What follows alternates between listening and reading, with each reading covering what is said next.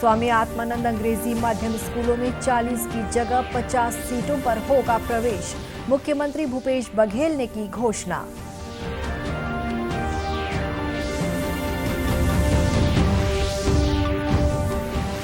छत्तीसगढ़ में भाजपा का नया एक्शन प्लान, सांसदों और विधायकों को कमजोर बूथ चिन्हित कर काम करने की जिम्मेदारी।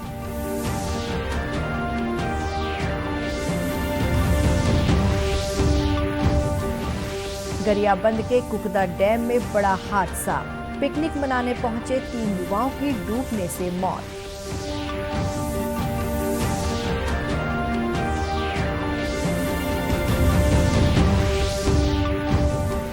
और प्रदेश भर में मनाया जा रहा है गुड फ्राइडे का त्योहार।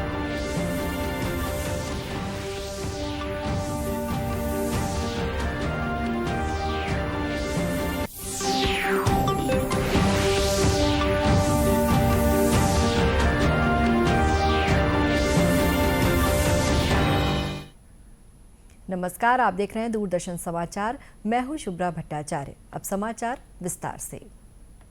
प्रधानमंत्री नरेंद्र मोदी ने 75वें स्थापना दिवस पर हिमाचल प्रदेश की जनता को बधाई दी है। हिमाचल दिवस के मौके पर प्रदेश को संबोधित करते हुए प्रधानमंत्री नरेंद्र मोदी ने राज्य के मेहनतकश लोगों की तारीफ की। प्रधानमंत्री ने कहा कि उन्हें भी इस पहाड़ी राज्य के मेहनतकश लोगों के बीच रहने का अवसर मिला था।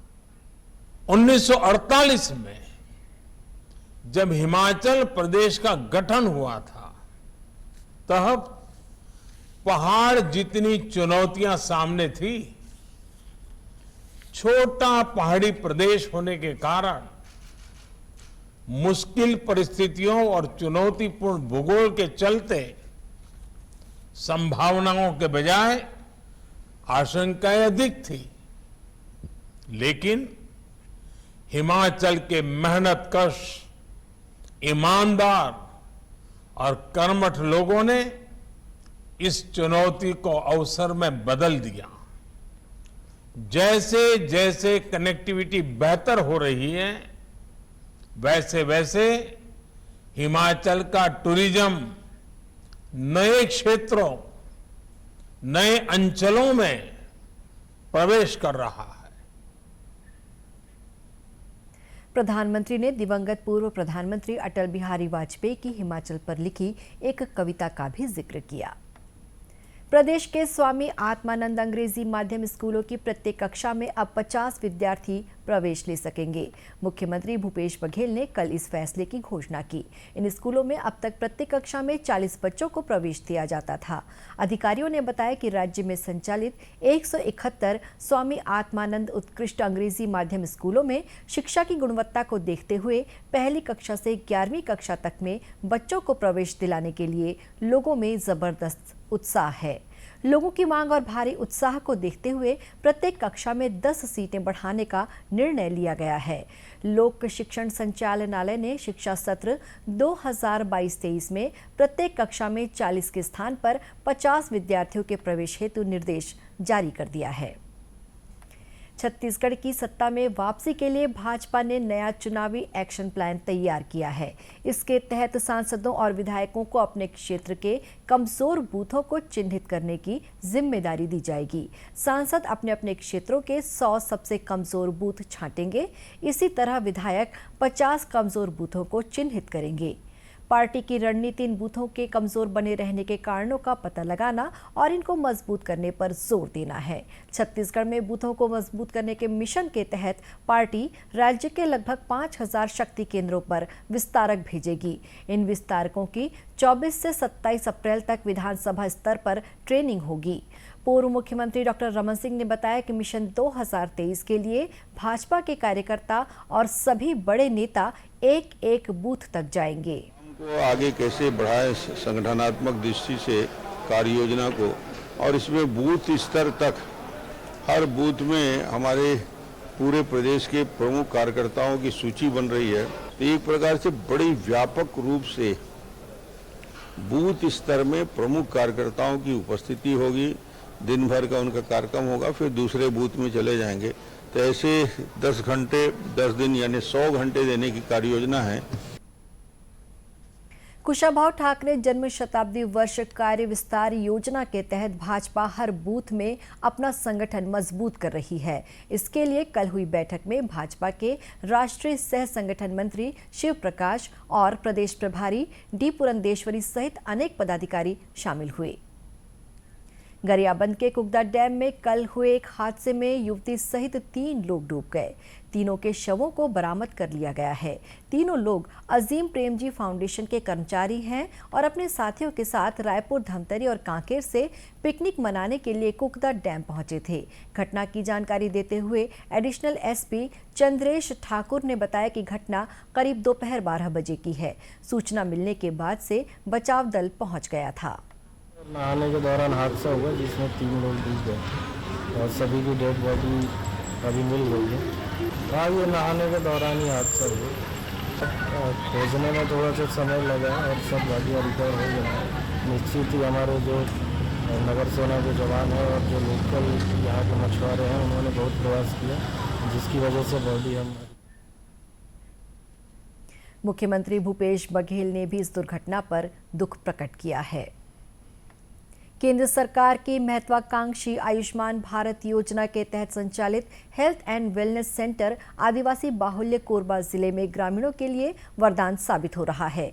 ग्रामीण क्षेत्रों के मरीजों को इन सेंटरों में ही 7 प्रकार के खून की जांच के साथ ही बीपी, शुगर सहित कैंसर की स्क्रीनिंग कर मरीजों का समय पर उपचार किया जा रहा है। कोरबा जिले के करतला विकास खंड स्थित मधवानी और रामपुर में संचालित हेल्थ एंड वेलनेस सेंटर में पहुंचे ग्रामीणों ने बताया कि वनांचल क्षेत्र होने के कारण पहले किसी भी बीमारी या प्रसव के लिए करतला या फिर शहर जाना मजबूरी था। गांव के स्वास्थ्य केंद्र को हेल्थ एंड वेलनेस सेंटर बनाए जाने के बाद सारी सुविधाएं उन्हें गांव में ही मिल जा रही हैं।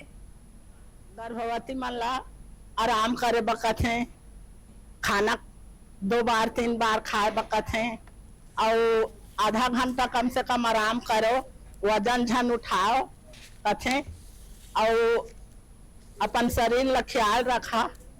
खून उनके कमी झिन हो, गोली मांदी खात रहा, पूर्ति करही ऐसे कथे। बहुत दिक्कत होता था, करतला जाना पड़ता था, कोरबा जाना पड़ता था। अभी बहुत सुविधा है, बीपी जांच, शुगर और गर्भवती महिला को भी यहीं जांच कराते हैं। खून, पेशाब बहुत सारे जांच हो जाते हैं यहाँ। शुगर जांच हो जा रहा है सर, बीपी का भी टेस्ट हो जा रहा है और ब्लड टेस्ट हो जा रहा है। बहुत सारी सुविधाएं मिल रही हैं, जैसे कि बच्चों हम लोगों को यहाँ कई सारी बातें बताते हैं, जैसे हेल्थ से संबंधित, जब योगा करना चाहिए, कैसा कैसा खान पान है, इस तरह मतलब वो सब के बारे में बताते हैं, अच्छा खाने के बारे में। कोरबा कलेक्टर रानू साहू ने बताया कि जिले में संचालित 188 हेल्थ एंड वेलनेस सेंटर में पिछले 4 वर्षों में 7 लाख से भी अधिक लोगों की स्क्रीनिंग कर इलाज किया जा चुका है। हेल्थ एंड वेलनेस सेंटर स्थापित किए गए हैं और ये ग्रामीणों के लिए स्वास्थ्य की दृष्टि से काफी फायदेमंद हैं और इसके तहत जिले में 7 लाख से भी अधिक मरीजों का उपचार हेल्थ एंड वेलनेस सेंटर में किया जा चुका है और 85,000 से भी अधिक जो सुरक्षित प्रसव पिछले 4 वर्षों में जिले में किया जा चुका है। केंद्र सरकार की महत्वाकांक्षी आयुष्मान भारत योजना के तहत ग्रामीण और शहरी क्षेत्रों में संचालित स्वास्थ्य केंद्रों का हेल्थ एंड वेलनेस सेंटर में उन्नयन कर स्वास्थ्य सुविधाएं बढ़ा दी गई हैं। आज गुड फ्राइडे है। मान्यता क्या है कि इस दिन ईसा मसीह को सलीब पर चढ़ाया गया था।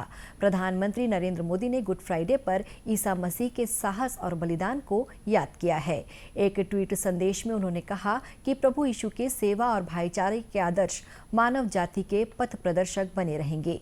छत्तीसगढ़ की राज्यपाल अनुसुईया उइके ने कहा कि आज वो दिन है जब ईसा मसीह ने यातनाएं सहते हुए मानवता के लिए अपने प्राण त्याग दिए थे। प्रभु यीशु मसीह ने कहा है कि मनुष्यों का जन्म इस धरती पर अच्छे कामों के लिए हुआ है, इसलिए हम सभी को अच्छे काम करने चाहिए। प्रदेश भर में मसीही समुदाय के लोग ईसा मसीह के बलिदान दिवस पर प्रार्थना कर रहे हैं। शहरों में रैलियां निकाली गईं और गिरजाघरों में विशेष प्रार्थना सभाओं का आयोजन किया गया। भिलाई स्थित क्रिश्चियन कम्युनिटी चर्च के फादर अर्पण तरुण ने बताया कि इस दिन ईसा मसीह के 7 प्रवचनों को प्रमुखता से कहा सुना जाता है। क्रूस पर से कहे थे उनको हम मनन करते हैं, उनको सुनते हैं, उन पर अपना ध्यान लगाते हैं और प्रार्थना करते हैं। प्रार्थना के साथ उसकी स्तुति के गीतों को गाते हैं। ये सारी चीज़ें होती है। इसके अलावा बाकी कई लोग घंटे बजाते हैं, कई लोग नहीं बजाते, ये भी कार्य करते हैं और उपवास रहते हैं। आज पूरे दिन 40 दिन से जो उपवास है उसका आज अंतिम है। ईसाई मान्यताओं के अनुसार यीशु यानी ईसा मसीह का जन्म फिलिस्तीन के बैतलहम शहर में हुआ था। ये ईसाइयों के लिए सबसे पवित्र जगह मानी जाती है। आज़ादी के लिए भारत का संघर्ष आधुनिक विश्व के महानतम संघर्षों में से एक है। दूरदर्शन समाचार इतिहास की धारा बदलने वालों की झलक रोजाना आपके लिए लेकर आ रहा है। आज की इस कड़ी में हम बात कर रहे हैं आज़ाद हिंद फौज के कैप्टन राम सिंह ठाकुरी के बारे में।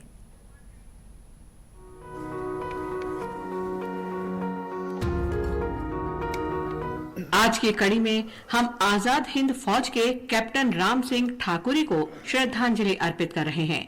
उनका निधन 15 अप्रैल 2002 में हुआ। वे आजाद हिंद फौज के गीत कौमी तराना के संगीतकार थे, जो आज भी भारतीयों को देशभक्ति की भावना के लिए प्रेरित करता है। कदम कदम बढ़ाए जा, खुशी के गीत गाए जा, ये जिंदगी है कौम की, तू कौम पे लुटाए जा। राम सिंह का जन्म 15 अगस्त 1914 को हिमाचल प्रदेश में धर्मशाला के निकट हुआ था। उन्हें संगीत सीखने की प्रेरणा अपने नाना नाथूचंद से मिली।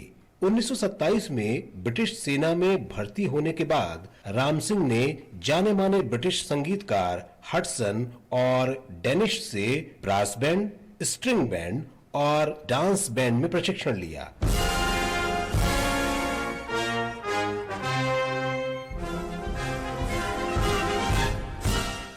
दूसरे विश्व युद्ध के दौरान राम सिंह को सिंगापुर तैनात किया गया। सिंगापुर में ब्रिटिश सेना के पराजय के बाद उन्हें 1942 में युद्ध बंदी बना लिया गया। उसके बाद वे सुभाष चंद्र बोस के नेतृत्व में आजाद हिंद फौज में शामिल हो गए। जब नेताजी को राम सिंह की संगीत प्रतिभा का पता चला तो उन्होंने राम सिंह को ऐसी धुन रचने को कहा जो देशभक्ति की भावना से ओतप्रोत हो। नेताजी ने राम सिंह से कहा, गाने का ऐसा अमिट प्रभाव और शक्ति होनी चाहिए जो कैथे बिल्डिंग को 2 भागों में तोड़ दे और आसमान दिखाई देने लगे। सैनिक और संगीतकार राम सिंह ने गाने के बोल लिखे और प्रसिद्ध धुन कदम कदम बढ़ाए जा रची गई। तेरी हिम्मत बढ़ती रहे, खुदा तेरी सुनता रहे, जो सामने तेरे अड़े तू खाक में मिलाए जा। कदम युद्ध समाप्त होने के उपरांत राम सिंह और उनके साथियों को भारत लाया गया तथा दिल्ली छावनी के काबुल लाइंस में कैद किया गया। महात्मा गांधी और सरदार वल्लभ भाई पटेल आजाद हिंद के सैनिकों से मिलने गए। बैठक के दौरान आजाद हिंद फौज के जनरल भोसले ने सरदार पटेल से विनती की कि आजाद हिंद के सैनिक कौमी तराना बजाना चाहते हैं। गांधी जी ने ब्रिटिश सेना के जनरल से पूछा तो उन्हें अनुमति मिल गई। चलो दिल्ली पुकार के, कौमी निशान संभाल के, लाल किले पे गाड़ के, लहराए जा कदम कदम। जब प्रधानमंत्री जवाहरलाल नेहरू ने 15 अगस्त 1947 को लाल किले की प्राचीर से राष्ट्रीय ध्वज फहराया और राष्ट्र को संबोधित किया, तो आजाद हिंद फौज के कौमी तराने की धुन बजाने के लिए कैप्टन राम सिंह और उनके ऑर्केस्ट्रा ग्रुप के सदस्यों को विशेष रूप से बुलाया गया।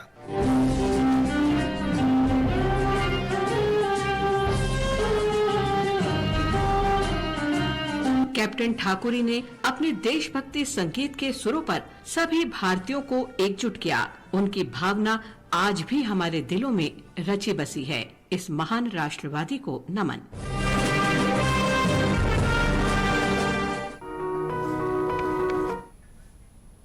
दूरदर्शन केंद्र रायपुर से प्रसारित होने वाले प्रादेशिक समाचार को आप YouTube पर भी देख सकते हैं। हमारे YouTube channel Chhattisgarh DD news पर प्रादेशिक समाचार उपलब्ध रहेगा। YouTube चैनल का लिंक और QR कोड आप स्क्रीन पर देख सकते हैं। अपने एंड्रॉयड फ़ोन से QR कोड स्कैन कर आप छत्तीसगढ़ डीडी न्यूज़ लिंक पर जा सकते हैं। इसके अलावा छत्तीसगढ़ डीडी न्यूज़ फेसबुक और ट्विटर पर भी उपलब्ध है। इसी के साथ ये समाचार बुलेटिन समाप्त हुआ। नमस्कार।